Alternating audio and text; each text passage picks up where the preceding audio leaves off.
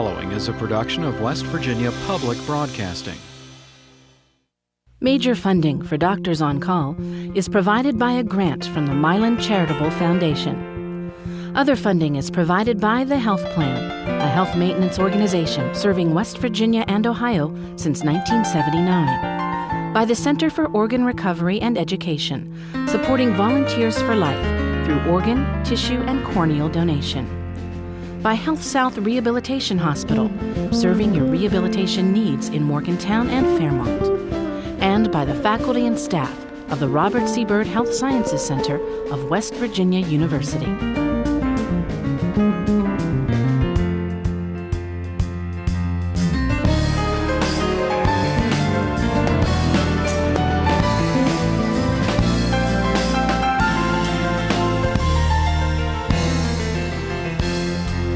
Welcome to Doctors on Call. Tonight's topic, men's health. Two experts are here to answer your questions. Now here's your host, Dr. Raleigh Sullivan. Good evening. Heart disease and stroke affect men more than women. And obviously some health problems affect men only, like prostate cancer and erectile dysfunction.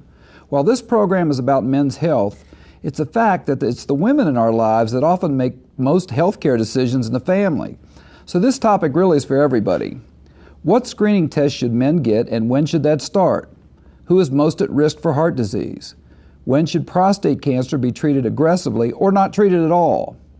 Well, we'll get the answer to those questions and more tonight from our two guests, Dr. Jeff Neely, an internal medicine physician at West Virginia University, and Dr. John Toulouse, a urologist at WVU. If you'd like to ask our guests a question, give us a call. Our phone lines are open now. So Jeff, let's start with you tonight. Let's start by talking about how often and when should men see their doctor?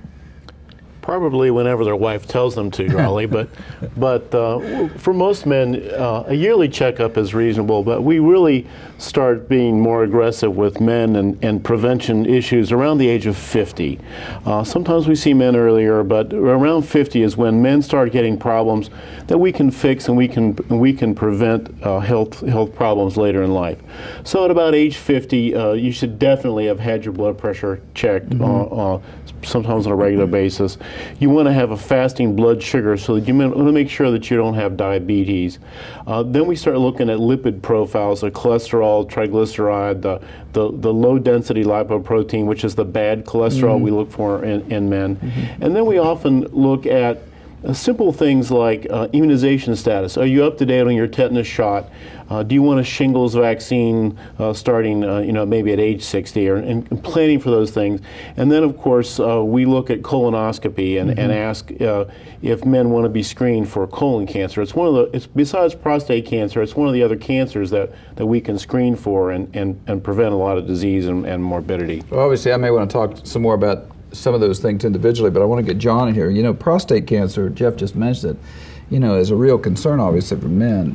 How relevant is the PSA, the blood test, and how useful is that? Well, that's a great question. It's actually been in the news quite a bit. There are several studies have come out, and you might even say what that is. Yeah, so the PSA is actually it's a protein that's only secreted by the prostate, and it's in the blood, and so it can be detected by a blood test. The problem with the PSA test is that oftentimes we think that an elevated PSA means that somebody has prostate cancer.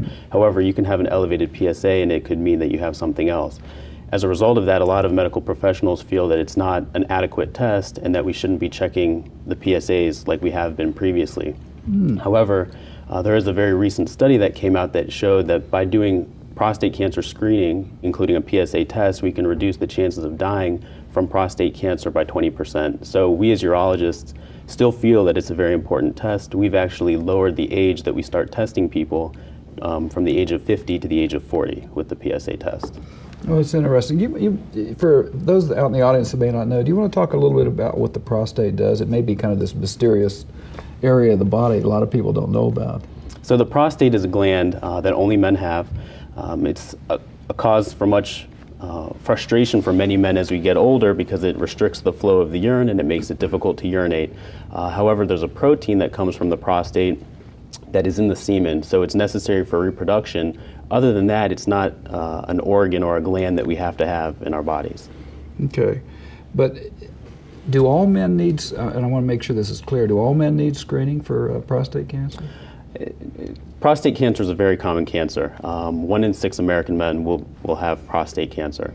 But it's not something that's necessary for every patient. It's something that should be carried out between a patient and their physician.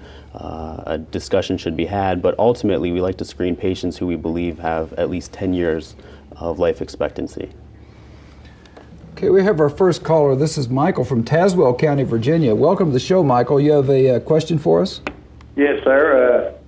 I'm in the process of trying to get that gastric bypass surgery, and there's a process you have to go through, and I have gone through all the process, and my last time I visited, I weighed 326 pounds. And is it feasible to have that done now like that? You know, it's sort of worrisome, you know, but I'm up for it, but I don't have no problem. All I do is take one high blood pressure pill a day.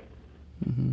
And I was just wondering, would since I just take that one high blood pressure pill a day, would it be okay if you think it'd be okay to go ahead and have it done? Yeah, he's wondering if it's safe, so you want to take, you know. I think in the right hands it is a safe surgery, and what he's alluded to is that many problems can be corrected, many medical problems can be corrected with this surgery. For example, we see patients who have diabetes mellitus who, after their surgery, don't need insulin anymore, or may not need oral hypoglycemics or those sugar pills anymore. So we see some fairly good success, and I think with the right surgeon in the right center, where they do a good job of looking at the whole patient and making sure all the medical problems are covered, this has been a very successful surgery for many folks. So yeah, I think it would be recommended probably. They look at the body mass index, mm-hmm. and they have criteria when you're you can have the surgery. I'm not a surgeon, but right. Do you want to? But maybe you want to say a little something about diabetes and obesity. Well, we've known for many years that that patients who become more obese over time, those fat cells cause you to have insulin resistance, and so that it's a sort of a vicious cycle. We put people on insulin, or we put them on sugar pills, and then they gain more weight. But the more weight you gain, the more you're more likely to have that type 2 diabetes that doctors talk about. There are just so many problems associated with weight, but diabetes is certainly one of them. Okay, well, let's talk about some of the others, because it obviously affects men too. So what are some of the problems associated? Well, when you look at a lot of patients that are overweight, the first thing they complain about is probably knee pain. And so we see a fair amount of arthritis in obese men. High blood pressure in obese men may be related to the weight, but it also could be related to the salt intake that they're taking with that extra food, and then of course the diabetes with the weight. Okay. We have another caller. This is Ralph from Pleasants County. Ralph, welcome to Doctors on Call. You have a question for us? Yeah, I do. I've been doctoring with prostate cancer for a year and a half now. They've been giving me the hormonal injections, and they have. It started out at 9.101, and now it's down to 0.4. Is that a good indication that the medicine is okay, and then the cancer has resided, or what? Ralph, I have a question for you, if you don't mind. Did they tell you that your prostate cancer had spread anywhere? No, they did not. They said it was just in the prostate area. Okay, so what the hormone treatments do is it cuts off the testosterone, which can fuel the prostate cancer. And so when you see that the PSA has reduced, that's encouraging. Many men who go on hormone treatments, their PSA becomes undetectable, or the blood test doesn't detect any PSA. If the level is at 0.4 and it's stable, that's okay. However, treating prostate cancer with hormones does not cure prostate cancer ultimately, and so the PSA might be expected to rise sometime down the road. It might be 10, 20 years before that happens, however. Mm-hmm. So your recommendation to him would be to keep following with his doctor. Correct. Yeah. If the PSA remains stable and he's happy with how things are, and his physician's happy as well, it would be okay to proceed. Does prostate cancer grow slower when you're receiving treatment with testosterone? Does it make any difference? So if you are receiving testosterone supplementation, we are concerned that it can fuel the growth of the prostate cancer. Patients that do take testosterone supplements, we actually like to screen them and watch them more closely than the average patient. Is that right? Okay. Well, that's interesting. Actually, before we leave this area of the prostate, you mind talking a little bit about what the symptoms would be for a man if they were having trouble with their prostate? So there are quite a few commercials that you see for medications, but the most common symptoms that patients complain about is it takes a long time to start the urinary stream, the force of the stream slows down, people notice that they are going to the bathroom to urinate more frequently. One of the biggest complaints is that they feel that they have to wake up frequently at night, or they feel like they don't completely empty. For many men, it's just a nuisance. It's an inconvenience to have those types of symptoms.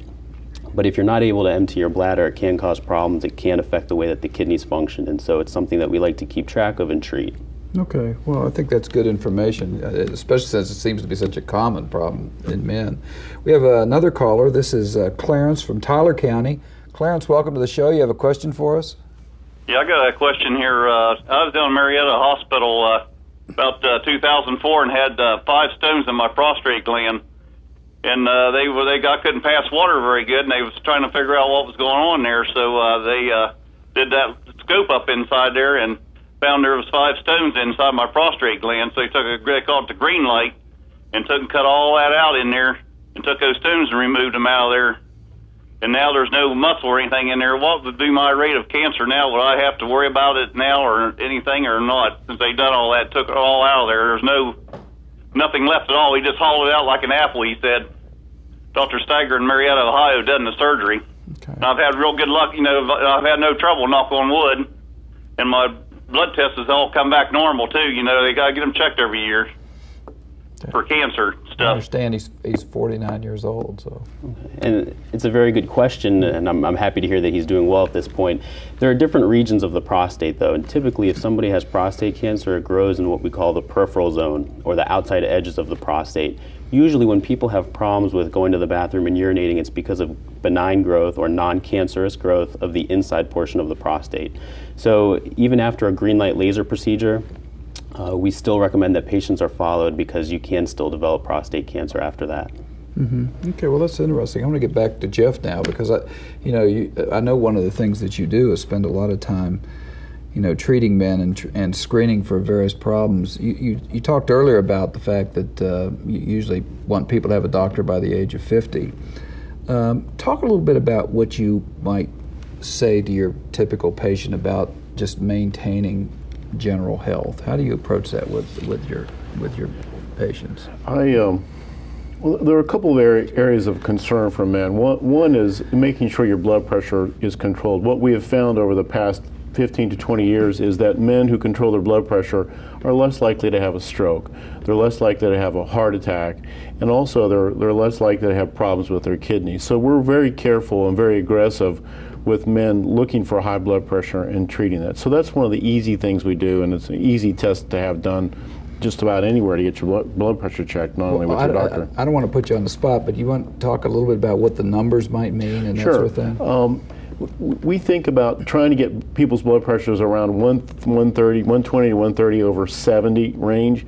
Once it goes, if it's in the 85 bottom number range, we start to get a little worried that we're going to have some damage to the delicate kidney or to predispose you to a stroke. But if you think, most men understand the physics of a pump. And if the high blood pressure is just putting more pressure on that heart pump, and it wears out sooner. So we try to relax those blood vessels with blood pressure medicines, and we think people's hearts do better over time. Okay. So so blood pressure is one of the things we think about, and then again, making sure people don't have diabetes. And then we talk to men about trying to have an exercise regimen, because what the new studies are showing that no matter how old you are, if you work those muscles a little bit, or even a lot, you do a lot better. Your outlook is better. Your overall health is better.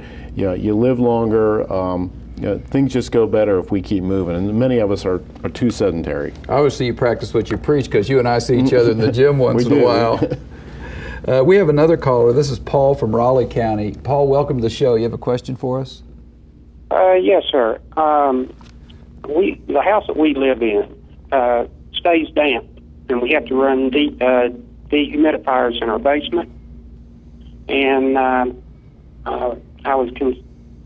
ever since we lived in this house, I've been getting boils and stuff like that, open sores. And I was just wondering if there might be the dampness in the house, or maybe possibly mold that's causing these to reappear. I think that is possible. The person who may help you besides your family doctor would probably be an allergist or one of the lung doctors. We do see people that are exposed to moisture and dampness and molds start having wheezing or a lot of rhinitis or runny nose and those kind of allergies. So that's probably worth looking into and considering that as one of the causes for feeling bad. Okay. Let's. I want to shift gear a little bit. What do you, just as sort of some general things, and talk a little bit about, we have to in West Virginia, smoking. What do you talk to your patients about smoking? Well, we all know. I think most people know that it's a very big risk for men. It damages your blood vessels, not just your lungs. So we get not only asthma, but chronic lung disease and wheezing and all those things. But it damages your blood vessels. So it predisposes you to heart disease. It predisposes you to having problems with circulation in your legs. Yeah. So we really beg people to stop smoking, and there are some ways to do it. You have to pick it. You're probably better at it than I am, Dr. Sullivan. Picking a date, getting support from your family, using some of the nicotine patch preparations that we have. We really can help people. So doctors are always encouraging people to stop smoking. Of course. Yeah, I think everybody knows it's bad, but it's one of those things that we have to, as physicians, constantly sort of keep after about. As a urologist, does smoking play a role in what you do? Absolutely, it's a huge concern. As Dr. Neely was talking about, it causes problems with circulation. That problem happens throughout the entire body. So we see a lot of patients who come to us complaining about problems with their erections, and oftentimes they smoke, and we feel that the two are related. Also, people feel that smoking causes lung cancer. However, bladder cancer is quite common. Kidney cancer is quite common, and the biggest risk factors for both of those types of cancer is smoking. Is smoking. Isn't that interesting? We have another caller. This is Aaron from Fayette County, Pennsylvania. Aaron, welcome to the show. You have a question for us? The question I have is that about a year and a half ago, I had read a excerpt from one research. I think it's a British research that came out. It said that frequent masturbation keeps the prostate in shape, or it doesn't grow as fast as it would go. And it's not the sex, but it's masturbation. Mm-hmm. And after that, I never saw anything else on it, or I wondered if it was anything really reliable, or it is just some. But I think it was a British research that had come out. Do you know anything about it? Well, that's an interesting question. Actually, it's a good point too. Masturbation and prostate health. Yeah, so that particular study is not one that I've come across. As far as prostate cancer risk, there's no known study that we go off of in saying that ejaculating helps with reducing the risk of prostate cancer. There are some patients that we see that have what we call prostatitis, or inflammation of the prostate. In the old days, those kinds of patients would come and see their doctor and actually have the prostate massaged with a rectal exam to try to empty out any fluid that might be infected or inflamed. It's possible that by masturbating or ejaculating by any means could reduce that kind of inflammation and the symptoms associated with that. Okay. You're not familiar with the study you were speaking about, then? No. Not that one. Okay. Jeff, let's talk about high cholesterol specifically, and the importance of knowing what your, or maybe, do you think it is important to know what your cholesterol is? Sure, and again, it's a risk for not only heart disease, but peripheral vascular disease and for stroke. And again, over the past 10 to 15 years, we've seen dramatic decreases in the incidence of stroke and heart disease. And when we get these cholesterol levels down to where they should be, people are at less risk for developing the next stroke. So you'll see people that have had a stroke or one of those transient ischemic attacks with little mini strokes. We not only control their blood pressure, but we're very aggressive getting those cholesterol levels down and those bad cholesterol, the LDL or the bad cholesterol down. The same is true with the rest of the vascular tree in the body, and we try to get their cholesterol levels down if they have peripheral vascular disease. So we at least need to get the cholesterol level down below 200, and we try to get the LDL, which is the bad cholesterol, down as low as we can get it. And if you have heart disease, the cardiologists try to get it down around 80. Luckily, we have a lot of good drugs we can do that with now, but basically we ask men to go on a diet, stay away from the cheese and the Doritos and the pizza and the cheese, the normal and the man cheese, stuff that and the cheese. You know, that's death by cheese in our country. Someone told me. So, we really ask them to look at those high-fat foods and try to help us with not only just the medications. Yeah, I think that's really important. I'm glad you said that. We have another caller. This is Jack from Kanawha County. Jack, welcome to the show. You have a question for us? Yes, I'm 82 years old, and I've had heart bypass and had a stroke, and I have a pain in my leg, and it getting so I can hardly walk, but otherwise I'm in pretty good shape. I can cut the grass and all, but it's pain in my leg. I've been to the doctor, but hadn't figured that out yet. It starts at my ankle, goes up my leg, my knee, and then up to my leg, and it gets numb by the time. So I listen to the answer. Does this happen when you're walking? Is that when you get numb? Yeah. When I'm sitting down or in bed, it don't bother me. But when I'm walking, it really sets in.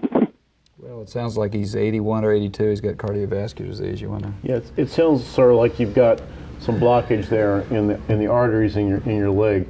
And again, the predisposing factors there are cigarette smoking and diabetes and high cholesterol and high blood pressure. And I suppose with age might also be a risk factor. But in most major medical centers, we can test the blood flow in your legs with either sound wave tests or little blood pressure cuffs where they can actually see what the pressure is.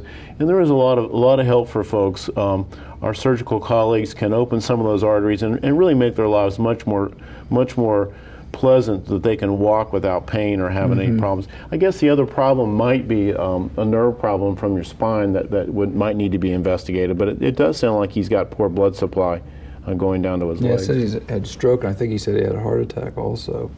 So it would certainly make some sense. Let's talk just a little bit about something I want to make sure that we get a chance to get in here, and that is the relevance or not of regular x-rays, because as you all know, patients will come to us and say, I want my body CAT scanned, or I want my chest x-rayed, and is that a relevant complaint? Is that something we would routinely do now?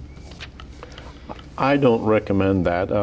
One of our faculty at the medical school talks about where he worries about getting some UBOs or unidentified bright objects on those x-rays, and then you worry, and how do you explain those? We rarely, unfortunately, chest x-rays are not a good screening tool for lung cancer, and there aren't many x-rays that are good screening tools. So we don't recommend those currently for any screening for men. So it's mostly prostate cancer screening with the digital rectal exam, the PSA, and then we recommend colonoscopy at age 50, looking for colon cancers. Those are besides lung cancer, those are the three big cancers in men that we screen for. But X-rays. No, I kind of set you up with that. I sort of knew the answer, but a lot of people come to us. We have maybe 30 seconds. You want to?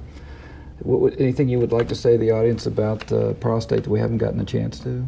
Well, many people are concerned with what they can do to help the health of their prostate. People talk about taking pomegranate juice, things like that. The best thing that we can do... Pomegranate juice. The best thing that we can do for the sake of our prostate, though, is to lead a heart-healthy diet, to watch out for our high blood pressure, our blood sugar, the cholesterol, make sure that we exercise and have a healthy diet.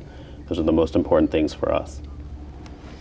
You got anything you would like to say at the end? Sounds good to me, too. All that sounds good. Yeah, okay. Well, we've been talking about men's health with Dr. Jeff Neely and Dr. John Toulouse. I want to thank you both for being with us. If you'd like more information, talk to your family doctor or visit our website at wvuhealth.com. For Doctors on Call, I'm Dr. Raleigh Sullivan. Good night and good health. Join us again next week for another edition of Doctors on Call.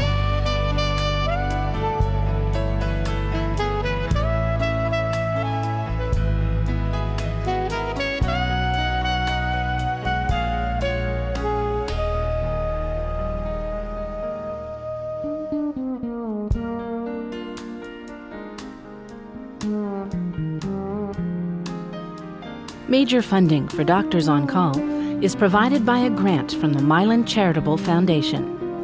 Other funding is provided by the Health Plan, a health maintenance organization serving West Virginia and Ohio since 1979. By the Center for Organ Recovery and Education, supporting Volunteers for Life through organ, tissue, and corneal donation. By Health South Rehabilitation Hospital, serving your rehabilitation needs in Morgantown and Fairmont. And by the faculty and staff of the Robert C. Byrd Health Sciences Center of West Virginia University. This has been a production of West Virginia Public